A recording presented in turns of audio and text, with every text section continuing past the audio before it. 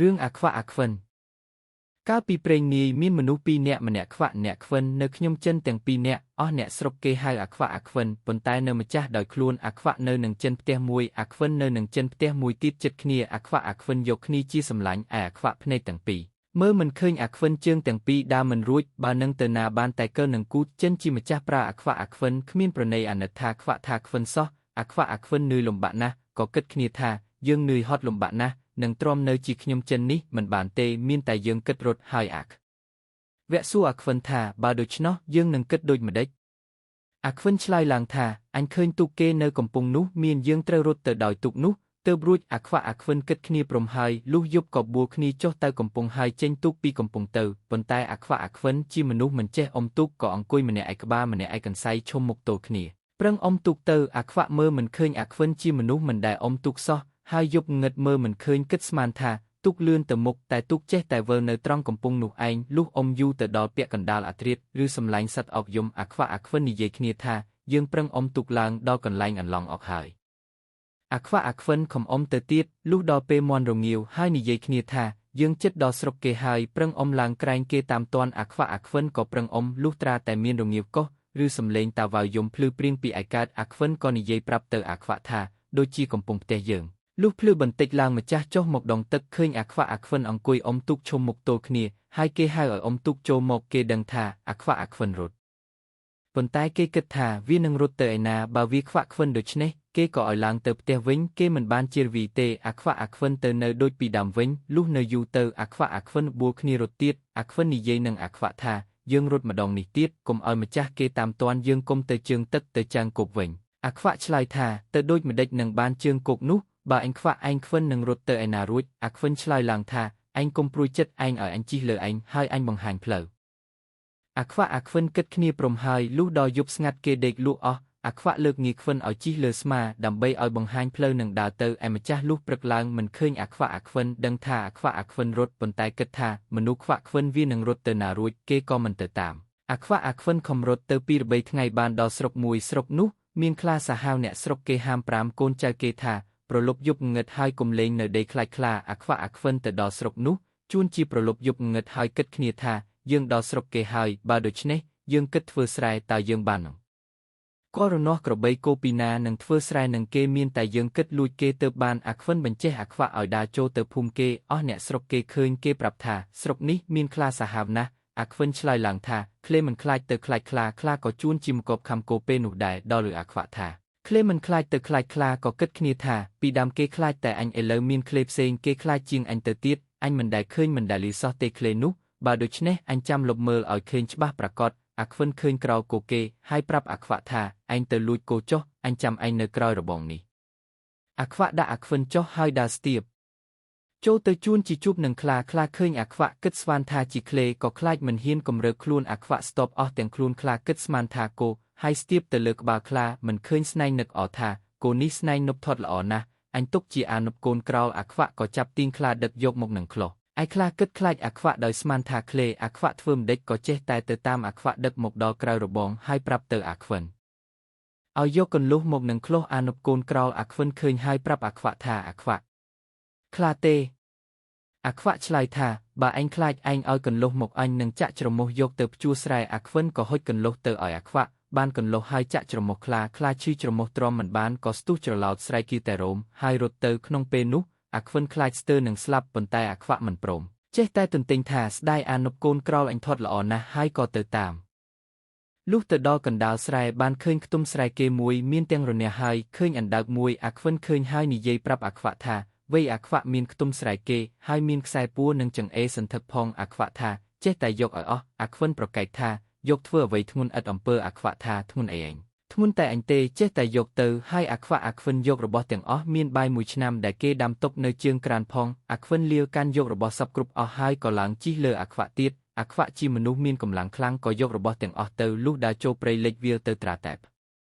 លឺបានជួបមនុស្សម្នាក់គេមកយកឃ្មុំអាខ្វិនឃើញប្រាប់អាខ្វាក់ថានៃវ័យមានគេមកយកឃ្មុំអាខ្វាក់រហើយស្រែកហើយទៅអ្នកយកឃ្មុំថាវ័យចែកឃ្មុំគ្នាស៊ីផងអ្នកយកឃ្មុំឆ្លើយថាគ្នាស៊ីតែទឹកទេទុកកាឯងហើយអ្នកយកឃ្មុំដោះទុកសត្វធំដាក់បំពង់ជុកចិត្តយកទៅឲ្យអាខ្វាក់កាន់យកទៅលុះដើរលេចវាលចូលព្រៃថ្ងៃណាស់ហើយឃ្លានបាយទើបនិយាយគ្នាថា យើងស៊ីបាយសិនឲ្យមានកម្លាំងសឹមទៅទៀតអាខ្វាក់ដាក់អាខ្វិនចុះហើយដាក់របស់ចេញពីខ្លួនយកបំពង់រុស័យដែលអ្នកយកឃ្មុំឲ្យនោះដោយស្មានថាជាសាច់ឃ្មុំមកស៊ីនឹងបាយដល់ដកឆ្នុកឡើងធំស្អុយលាមក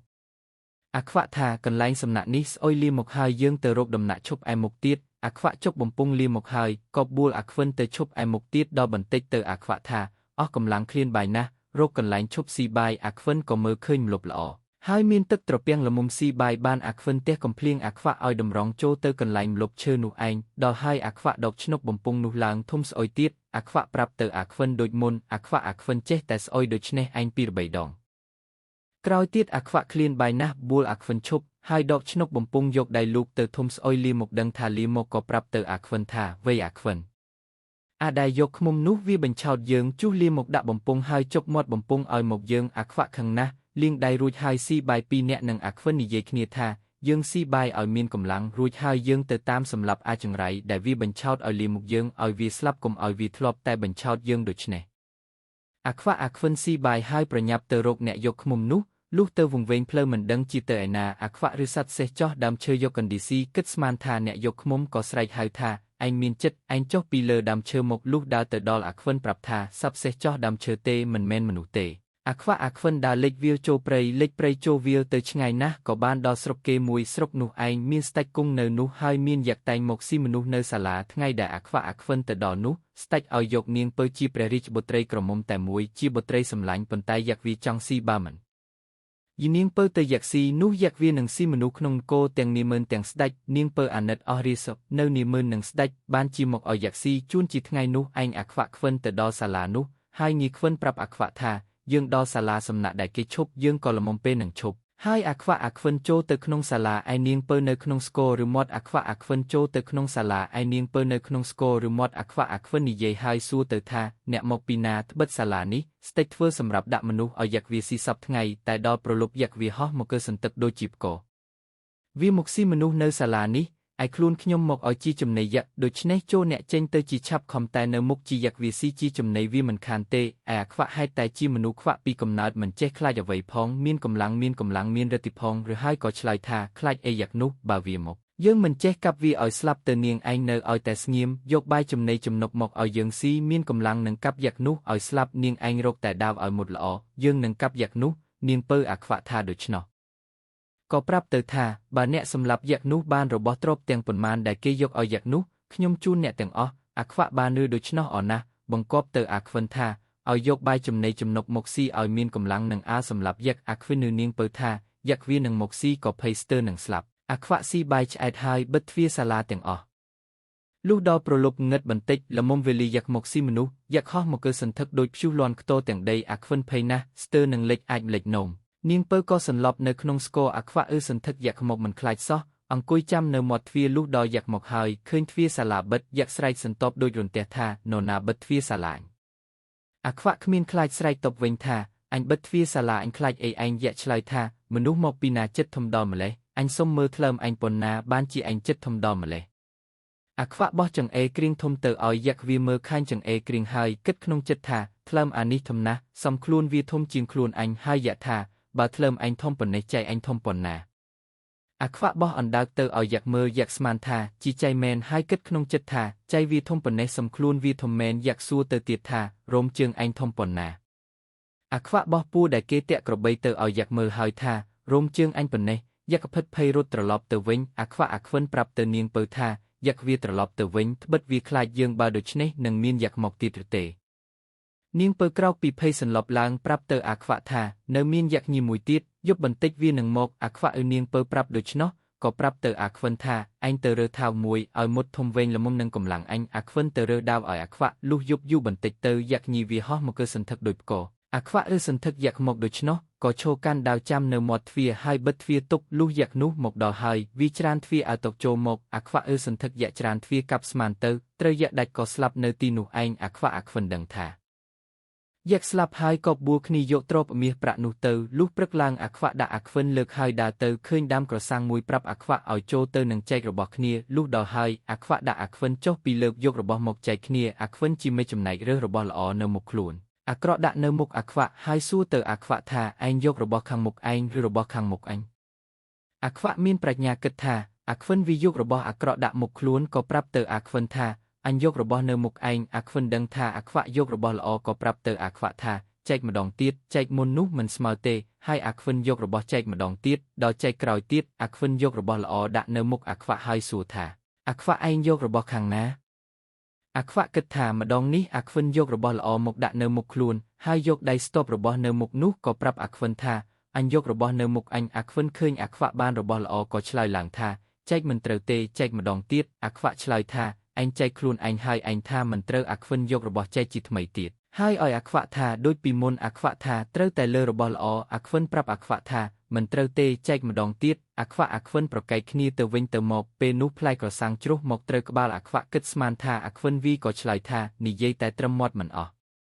ចិត្តដៃដល់ផងទៀតហើយអាខ្វាក់ស្ទុះទៅធាក់ដល់អាខ្វិនតតែទីខ្វិនត្រង់ដៃត្រង់ជើងទាំងអស់ឯអាខ្វិនស្ទុះទៅដល់អាខ្វាក់ត្រូវភ្នែកក៏ជាភ្លឺទាំងពីរឡើងអ្នកទាំងពីរក៏បួលគ្នាចែករបស់តាមល្អតាមអាក្រក់ស្មើគ្នាទាំងពីរនាក់ហើយបបួលគ្នាដើរទៅទៀតនិយាយពីនាងពៅកាលក្រោយអាខ្វាក់អាខ្វិនទៅដល់ព្រឹកភ្លឺមែនទែនឡើងអស់មនុស្សម្នេគេមកមើលនាងពៅនៅសាលាឃើញនាងនៅរស់យ៉ាក់ពុំស៊ីបានឃើញអាយៈស្លាប់ចង្គៀងនៅមាត់ទ្វារអស់មនុស្សម្នាគេទៅក្រាបទូលស្ដេចតាមដំណើរស្ដេចទ្រង់ឲ្យទៅយកនាងពៅពីក្នុងស្គរមកទ្រង់មានព្រះទ័យត្រេកអរណាស់ព្រោះ